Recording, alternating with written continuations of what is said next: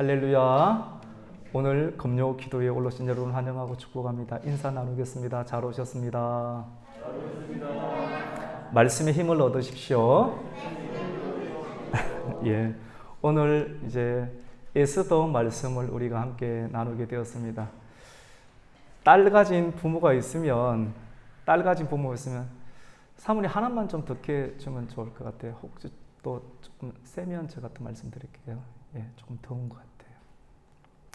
딸 가진 부모가 있으면 이름을 지으면 에스더로 짓는 경우를 종종 이렇게 보기도 합니다.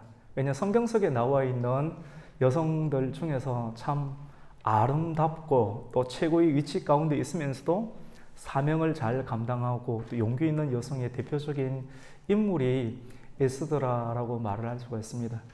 근데 여러분, 에스더가 참 좋기도 하지만도 그 의미를 알면 다니엘 또 벨드사살이라는 이름을 또 갖고 있지 않습니까? 바빌론 왕으로부터 그런 이름을 받게 되는데, 에스더도 우리가 바알과 아스타롯이라는 그런 의미를 알고 있잖아요. 우상의 대표적인 모습들인데, 페르시아 왕으로부터 원래 그 의미를 보면 아스타롯이 이름이 에스더로 또 명기됨을 또 보게 됩니다. 그래서 겉으로 보여지는 것과 또 내면의 모습들을 다 보면 무작정 또 이름을 더 짓지 않을 수도 있겠다라는 또 생각을 하게 됩니다. 여러분, 에스더서는 저 에스라 아시죠? 에스라 성전 건축을 하고 난 다음에 에스라 학사가 와서 다시 성전은 건축이 되었지만도 성전 건축 이유 가운데 참된 성전 건축, 외형적인 성전은 재건되었지만도 내면의 성전이 건축되지 아니하자 하나님께서는 에스라 학사를 파송을 해서 에스라를 통해서 외형적인 성전이 아니라 말씀으로 마음이 다시금 하나님께로 돌아가야 된다. 그래서 성경 말씀을 통해서 말씀의 사경회와 말씀을 통한 회개의 운동과 다시 본질로 돌아가는 그런 개혁의 운동이 에스라를 통해서 이렇게 일어나게 되었는데, 에스라와 느헤미야 그 시대 사이에 있었던 페르시아, 그리고 페르시아의 수도였던 그 수산이라고 하는 그런 궁에서 일어났던 일들을 오늘 성경은 우리에게 조명하고 있습니다.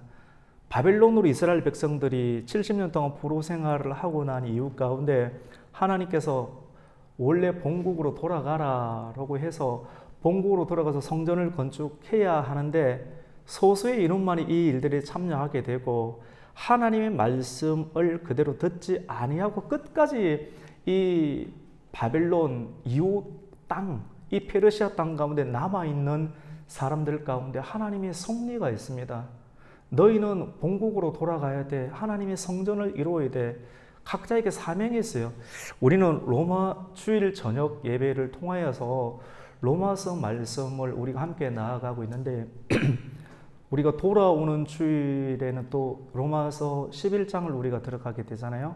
우리가 10장 말씀을 나누면서 이스라엘 백성들이 사도 바울을 통해서 유대인들에게 임하였던 그 구원의 역사가 유대인들 아브라함과 또 이삭과 야곱, 그리고 이후에 유대인들의 남은 자들에게만 구원이 임한다라고 하는 내용을 우리는 로마서 9장과 10장을 통해서 우리가 듣게 되었습니다.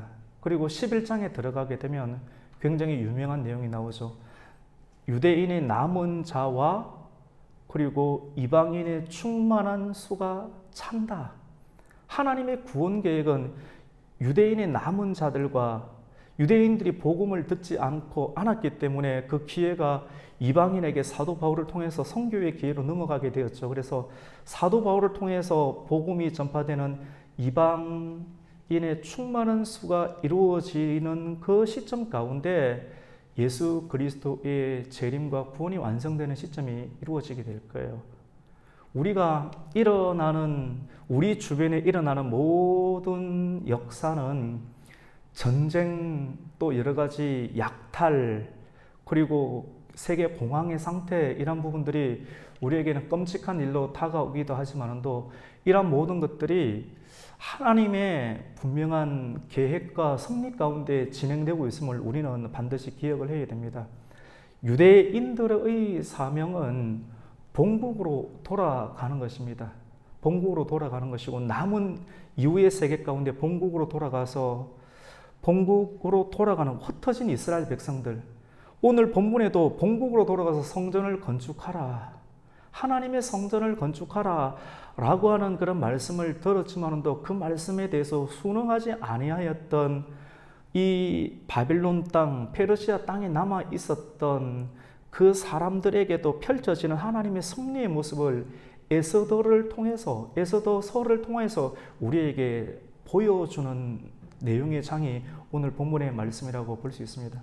말씀을 순종 안 하면 하나님께서 큰 민족적인 어려움을 일으킵니다. 우리가 에스더를, 오늘 말씀은 1장 서론이지만 또 나중에 이 에스더서 안에서 민족 자체를 완전히 전멸시키려고 하는 사단의 계략이 이루어지는 것을 보게 되잖아요. 하지만 한 사람, 하나님의 은총을 입었던 에스더의 신앙과 용기 있는 태도를 통하여서 사단의 계략이 무너지고 다시 이스라엘의 남은 자가 구원시켜 주시는, 구원되는 하나님의 섭리를 보여주는 이런 섭리들 속에서 나는 이렇게 구원을 잊게 되었을 때 나는 어디로 돌아가야 되는가, 어떤 일을 해야 되는가, 우리 조국의 사명은 무엇인가, 우리 한국의 사명은 무엇이며 이스라엘 나라의 사명은 무엇인가를 성경을 통해서 하나님은 계속 계시하시고 조명하시는 역사를 우리는 보게 됩니다.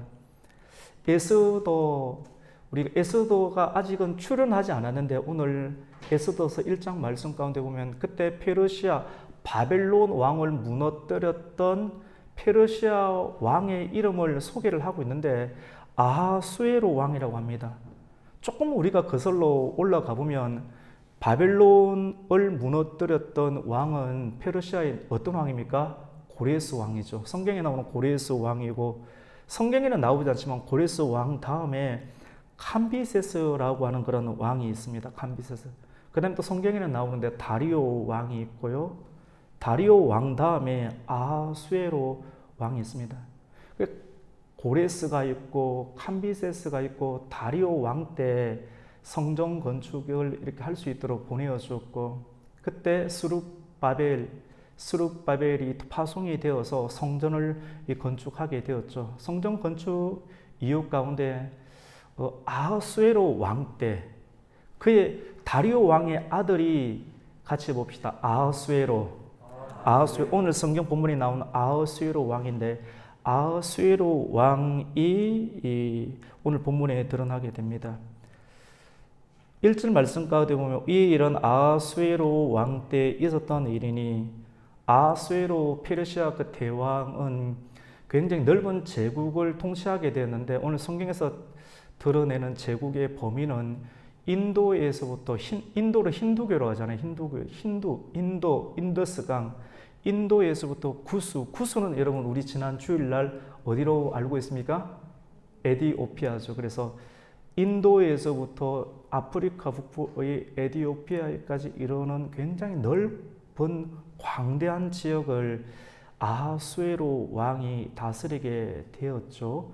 그래서 이 다스리는 그 각 주 도를 127개의 도로 이렇게 나누었다. 굉장히 제국의 왕이고 권세와 통치와 힘이 있다는 것을 오늘 성경 본문은 드러내고 있습니다. 그리고 아하수에로 왕이 그의 아버지가 내려놓고 자기가 왕으로 등극한 다음에 3년이 지났을 때, 어느 정도 통치의 기간이 단단해졌을 때 오늘 에스더 1장 말씀은 잔치를 배설하는 장면을 성경은 기록을 하고 있습니다. 페르시아의 수도는 수산이라고 하는 곳입니다. 수산성인데 이 수산성에서 3년이 되었을 때 제국의 모든 사람들, 장관들, 도지사들, 그리고 지역에 있는 유지들, 그리고 장군들을 다 초대하여서 수상궁이라고 하는 페르시아의 수도에서 잔치와 연회를 열게 되었는데 얼마만큼 열게 되느냐면 180일, 여러분 180일이면 몇 개월입니까? 6개월 정도죠. 6개월 동안 이 수상궁에서 각 도에 흩어진 많은 지역의 유지와 장관들을 불러 모아서 끊임없이 연회를 베푸는 장면을 오늘 성경은 기록을 하고 있습니다. 우리 그 말씀 한번 볼까요? 3절과 4절 말씀을 한번 읽습니다. 시작. 왕위에 있은 지 제3년에 그의 모든 지방관과 신하들을 위하여 잔치를 베푸니 바사와 메대의 장수와 각 지방의 귀족과 지방관들이 다 왕 앞에 있는지라. 왕이 여러 날 곧 180일 동안에 그의 영화로운 나라의 부함과 위엄의 혁혁함을 나타내리라. 여러분, 왕이 즉위한 지 3년간 우리 궁금증을 가져보아야 됩니다. 즉위한 지 왕으로 등극한 지 3년이 됐을 때 어느 정도 손에 들어오는 시점이죠. 맞죠? 어느 정도 파악이 되고 행정이 파악이 되고 전체적인 것이 파악이 될 가장 힘이 있는 어떤 그런 상황 가운데 왕이 계획을 하게 되었습니다. 그리고 잔치를 여는데 180일 동안 열면 어마어마한 재정이 들어가겠죠. 여러분, 어마어마한 재정을 들이면서 인도에서부터 에티오피아, 아프리카 북부 지방에 있는 모든 나라들 안에 있는 사람들, 중요한 사람들을 다 한 번씩은 오게끔 초대를 하여서 페르시아의 수도였던 수상궁에서 들어오게 하여서 초대권을 받고 들어오게 하여서 왕과 함께 음식을 먹고 페르시아 수상궁의 그런 휘황찬란한 왕권을 보여주고자 하는 음식과 잔치의 그 성대함을 통해서 이 나라가 정말로 강하구나. 우리의 새로운 대통령이 되었던 왕이 되었던 제국의 왕이 되었던 아수에로 왕의 왕권이 정말로 부국하고 강병하구나 하는 것을 알려주는 의미로 잔치는 축제는 쓰임 받게 되는 것이거든요. 그래서 축제에 초대를 받게 될 때, 잔치에 초대받게 될 때는 단순한 음식을 먹으러 가는 것이 아니라 그 잔치를 배설하였던 그 왕의 분명한 의도가 있습니다. 그래서 제국의 신하들이 수상궁의 위엄과 능력과 부귀와 강함을 보면서 이 사람 정말로 강하구나. 우리가 충성 맹세를 해도 되겠구나. 라고 하는 어떤 이런 상황들을 만들기 위해서 잔치를 배설하는데 왜 180일 동안 전 이 세계 시민들, 중요한 사람들을 불러 모았느냐면 전쟁을 하기 위해서입니다. 그의 아버지 다리오 왕이 페르시아잖아요. 페르시아인데 페르시아에서 중요한 수군의 사업 가운데 하나가 아테네 이 지방 도시 국가들을 점령하는 일인데 우리가 잘 아는 마라톤 있지 않습니까? 메르산 그 마라톤 지역에서 42.19 거리잖아요. 아테네와 마라톤의 거리가 한 42.19km 정도가 되는데 이 마라톤에서 중요한 전쟁이 벌어지게 되었는데 이 전쟁에서 누가 이기게 되었습니까? 그의 아버지 다리오 왕이 패배를 하게 되었어요. 아테네의 도시 국가에게 패배를 하게 되었고 그것으로 인해서 큰 충격 여러 가지 상황 가운데 죽음을 맞고 그 다음 후계자였던 아닥사스다가 왕권을 이어받게 되는데 마음에 그걸 가지고 있는 거예요. 내가 다시 이 아테네를 정벌하겠다. 그래서 3년 동안 잘 정비를 하고 난 다음 가운데 다시 지역의 제후들을 불러 모아서 큰 잔치를 베푸면서 우리나라가 힘있고 이번에 출정하는 전쟁 가운데는 반드시 승리가 있을 것이다. 그리고 아테네와 그 도시국가를 정벌하게 되면 거기서 얻어지는 전리품들은 너희들이 또 갖게 될 것이다. 우리의 위상과 우리의 월급은 더 올라가게 될 것이다. 이러한 여러 가지 상황들 속에서 잔치를 배설하는 장면을 성경은 역사적인 상황 가운데 드러내고 있습니다. 그런데 이 180일을 이렇게 했는데 180일을 하려고 하면 그 수도였던 수산 도시, 수산에서의 사람들이 굉장히 많은 헌신을 하게 되는데 180이 지나고 난 다음에는 나머지 7일간을 수산성에서 헌신하였던 사람들을 위해서 또다시 큰 잔치를 배설해 주는 아주 치밀하고도 전략적인 그 제국의 왕의 면모를 보이게 됩니다. 우리 5절 말씀을 한번 읽습니다. 시작. 이날이 지남에 왕이 또 도성 수산에 있는 귀천간의 백성을 위하여 7일 동안 잔치를 베풀세. 이 왕 정도 되려고 하면 굉장히 치밀해야 됩니다. 우리 보기에는 그냥 먹고 노는 것처럼 보이는데 절대로 안 그렇습니다. 굉장히 많은 어떤 지적인 활동, 다양한 상황, 행정적 활동을 감당을 해야 되는 상황이 왕의 위치와 또 자리라고 볼 수 있습니다. 굉장히 세밀해야 되겠죠. 그래서 그 사람들에게 뭔가를 보여주기 위해서 6절에 보면 백색, 녹색, 청색 휘장을 자색 가는 배줄로 대리석 기둥 은고리에 메고 금과 은으로 만든 걸상을 화반석, 백석, 운모석, 흑석을 깐 땅에 진설하니까 이야, 제국의 위엄, 잔치를 배설하고 앉는 의자와 탁자의 자리들이 굉장히 최고의 그런 보석들로서 꾸며진 것들을 볼 때 이 왕국은 정말로 오래 갈 것이다 라고 하는 생각을 하겠죠. 그리고 잔치 자리 가운데 빼놓을 수 없는 것이 여러분 무엇입니까? 술이지 않습니까? 포도주 술인데 술을 먹을 때도 이 왕이 사람들의 감성을 얼마나 세밀하게 살피고 감성을 집어삼키는지 이 안에 다 들어있어요. 사람들을 다 초대를 해서 포도주를 마시면서 최고의 흥을 돋우는 것이 술자리인데 술을 담게 되는 그런 그 잔이지 않습니까? 잔을 보편적인 그런 잔으로 일관되게 하는 것이 아니라 세밀하게 다 이렇게 해요.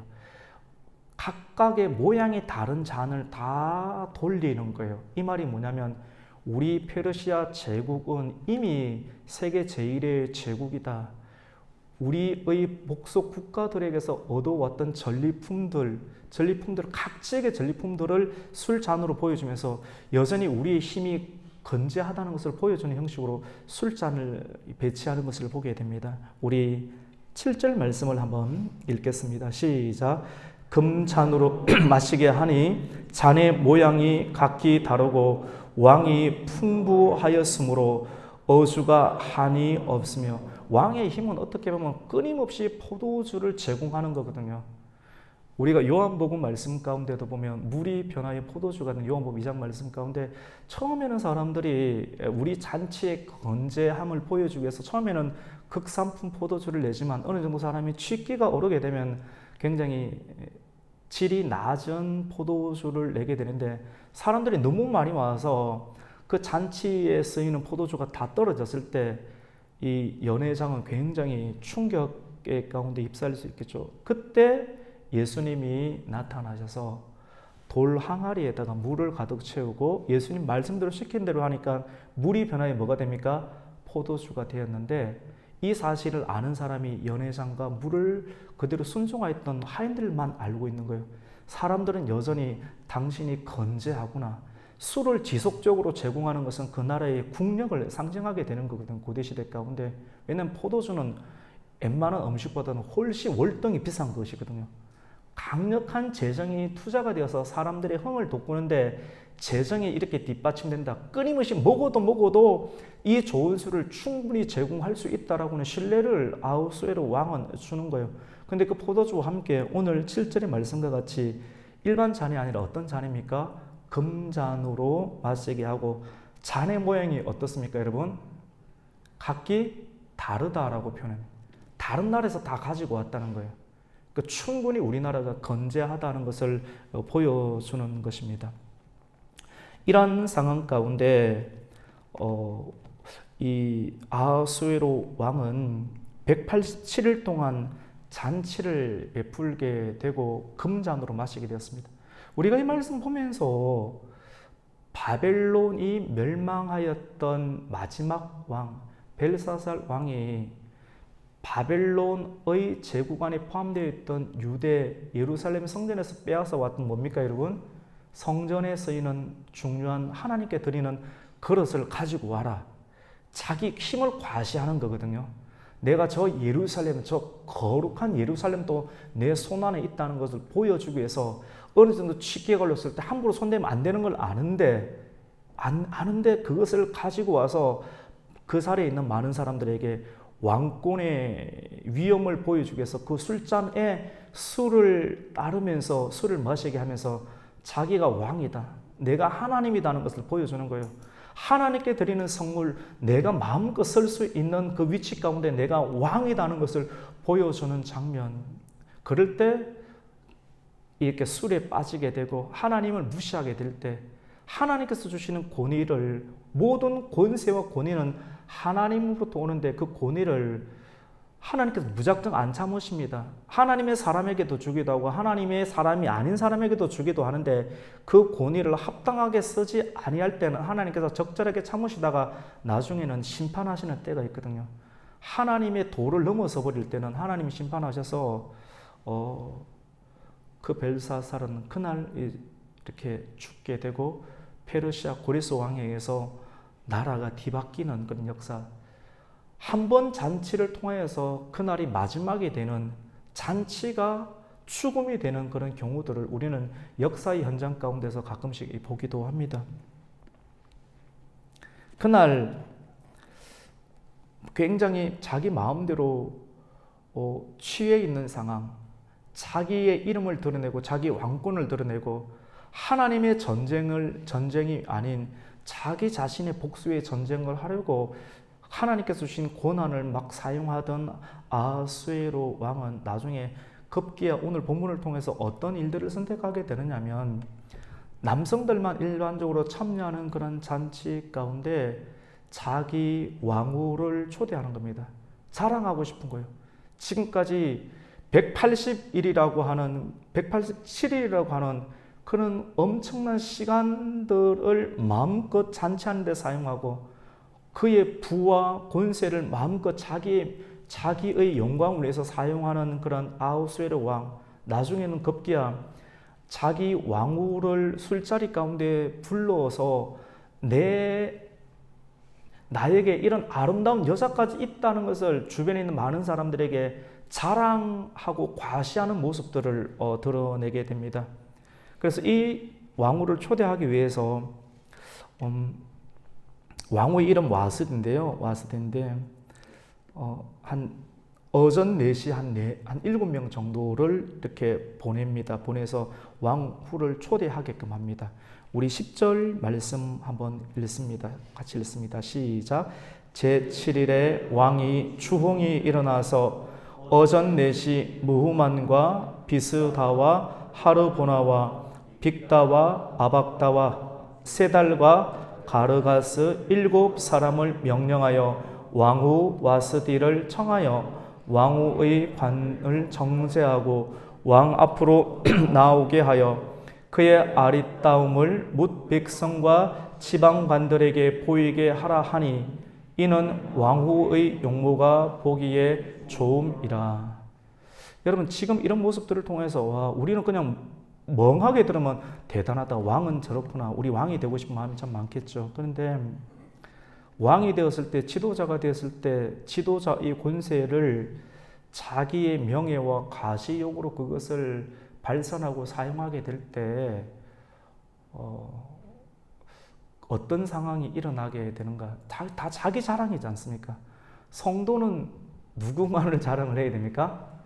예수님, 어린 양 예수 그리스도께서 우리에게 행하신 일들, 아프고 힘들 때도 계속 그리스도께서 우리를 위해서 행하신 일들, 단순한 교리가 아닙니다, 여러분. 정말 갈수록 교리가 아니구나. 그리스도께서 우리를 위해서 행하신 일들을 계속 이 일들을 자랑을 하는 것이 우리의 슬픔과 아픔과 유혹을 이기는 하나님의 능력이 되는 줄로 믿습니다.